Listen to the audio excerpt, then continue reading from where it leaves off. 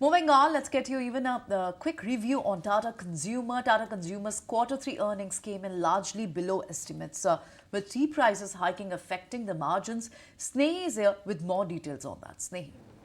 Well, absolutely. Let's take a look at Tata Consumer's Q3 numbers, and overall it's a miss coming in versus our expectations. Revenue is largely in line with what we were expecting at 4,444 crores, which is an uptick of almost 17%, 16.8% on a year-on-year basis to be exact. So that is in line with our expectations. However, it's a miss coming in on your EBITDA PAT as well as EBITDA margins as well, because calculated EBITDA has come in at roughly 565 crores, which is a downtick of 1.3%. Net profit has come in at 279 crores, which is flat if you take a look at that on a year-on-year basis. Calculated EBITDA margins are also at 12.7% compared to 15%, so it's a big drop coming in and a miss versus what we were expecting here at ET now. If you take a look at the segmental performance, first up, let's understand what the India business has done. India business is up 23%, out of which 10% is organic, so at least that is looking good right now. EBITDA margin was impacted by the tea cost inflation. India beverages grew 16%, out of which 9% was organic.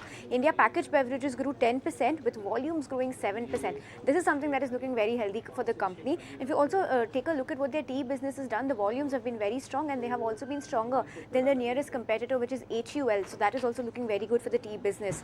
Now, tea volumes have grown 7%, like I mentioned. There was a calibrated price increase that was undertaken across the portfolio for tea.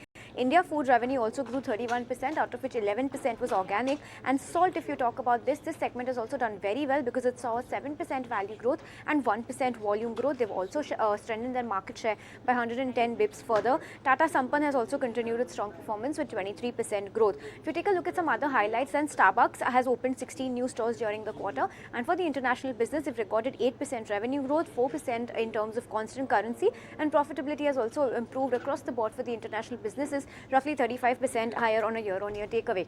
The management held its con call yesterday, and here are some key highlights from it. They expect Q4 to have good acceleration. They believe that Q3 was the peak of margin pressure and this could improve going ahead. They've also said that they have only passed on 40% of the input cost hike that they have seen, and they still have 60% more to pass. Out of this, Goldman Sachs is maintaining a neutral with a target price of 1,040 rupees per estimate, and they also believe that Q3 FY25 is largely below their estimates as well. So that's the lowdown on Tata Consumer Q3. Overall, a miss coming in versus our expectations.